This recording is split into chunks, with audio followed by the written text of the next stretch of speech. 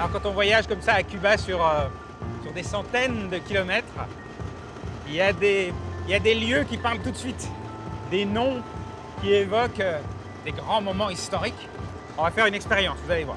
Si je vous dis que la baie que je longe là, l'immense baie qui est là, elle s'appelle la baie des Cochons. Tout de suite, ça dit quelque chose. La baie des Cochons, c'est une affaire qui aurait pu tout faire basculer. En fait, en 1961, ici, 2 ans après la Révolution, ont débarqué 1400 mercenaires. Environ 1400 mercenaires formés, entraînés, équipés par les Américains, qui avaient pour but de rentrer dans le pays et de renverser le gouvernement de Fidel Castro. Seulement voilà, l'affaire avait été ébruitée. Fidel avait eu vent de l'affaire. Le débarquement avait même été annoncé dans la presse française juste avant. Donc en 2 jours, les mercenaires ont été mis en déroute, mais ce lieu est resté un site historique hautement symbolique pour tous les Cubains.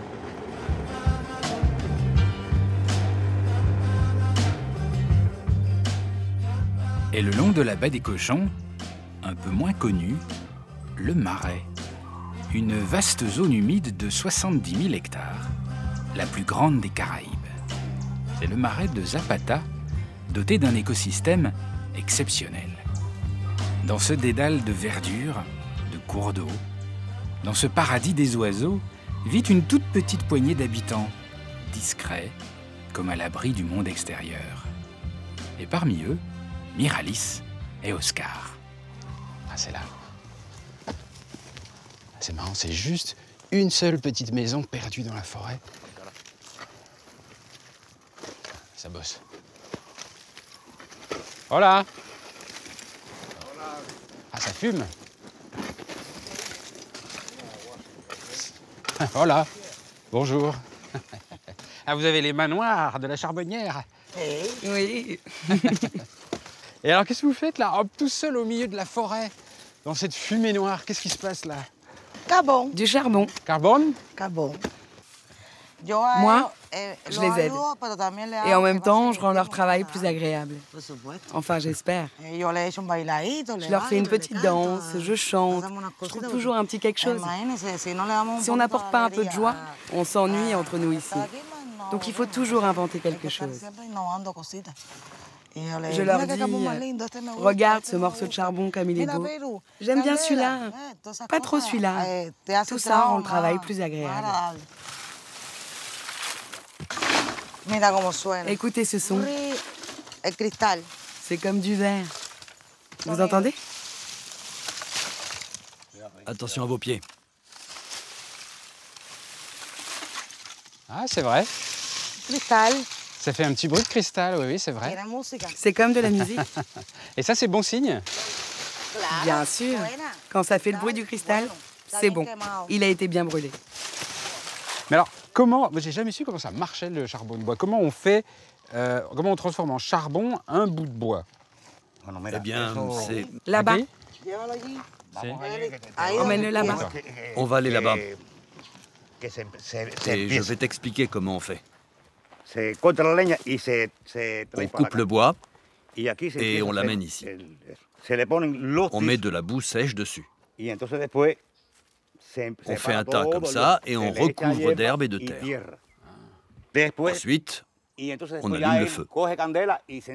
Et ça brûle pendant 7 ou 8 jours. 8 jours, ça brûle pendant 8 jours, c'est énorme. Ensuite, on refroidit le four. On y jette de la terre fraîche et le soir même, on peut commencer à retirer le charbon. Donc, si je résume, le charbon de bois, c'est du bois qui s'est consumé sous de la terre pendant longtemps. Avec l'aide des flammes, bien sûr. Mais alors, est-ce que c'est... parce que c'est le bois de la forêt, donc est-ce que c'est très écolo de faire brûler le bois de la forêt? En fait, on n'utilise que le marabout. C'est une plante invasive. Elle se trouve dans une zone bien définie qu'il faut nettoyer. Il faut enlever tout le marabout. C'est ce bois qu'on brûle ici. On est loin de détruire la forêt. Ce qu'on fait n'a aucun impact négatif.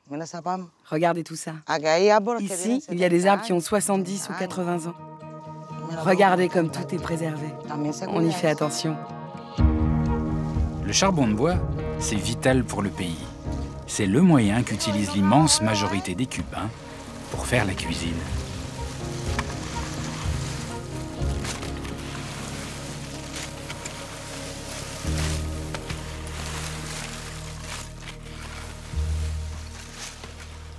Je vous ai pas dit, mais moi, je suis pas d'ici. Non? Je suis de la Havane.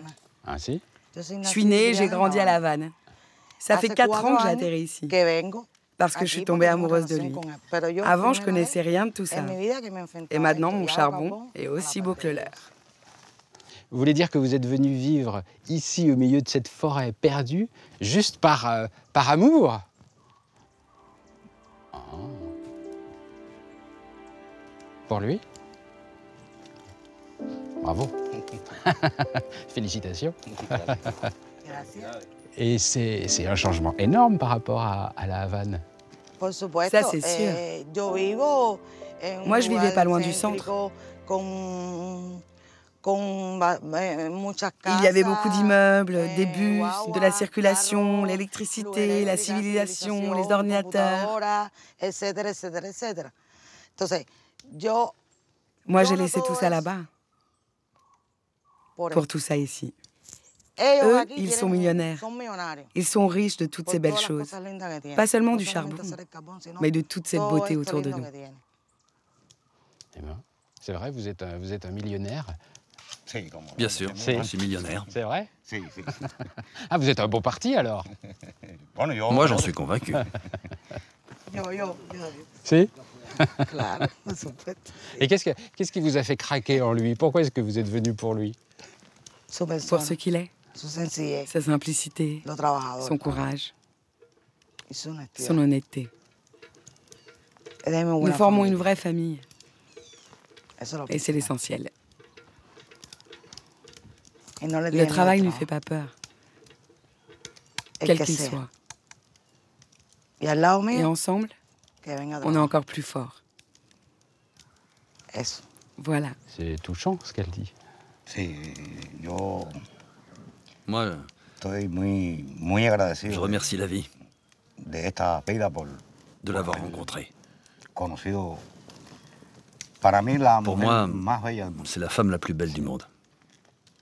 Et alors, quand on est charbonnier comme vous, là, comme ça, tout seul, perdu au milieu de la forêt, on se dit, on pense qu'on peut avoir la chance de rencontrer un jour la femme la plus merveilleuse au monde.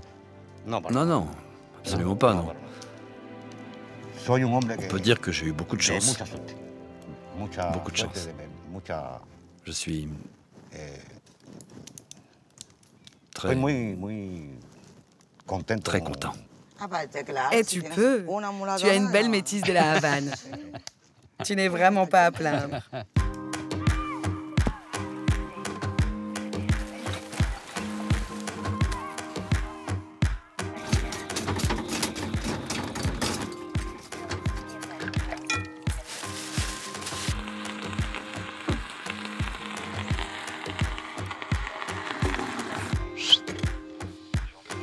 Café. Combien de temps vous allez vivre ici, vous pensez? Je dirais toute la vie, heureux. Tout ce qui nous reste à vivre. Si Dieu le veut. Restez ici avec nous, à faire du charbon.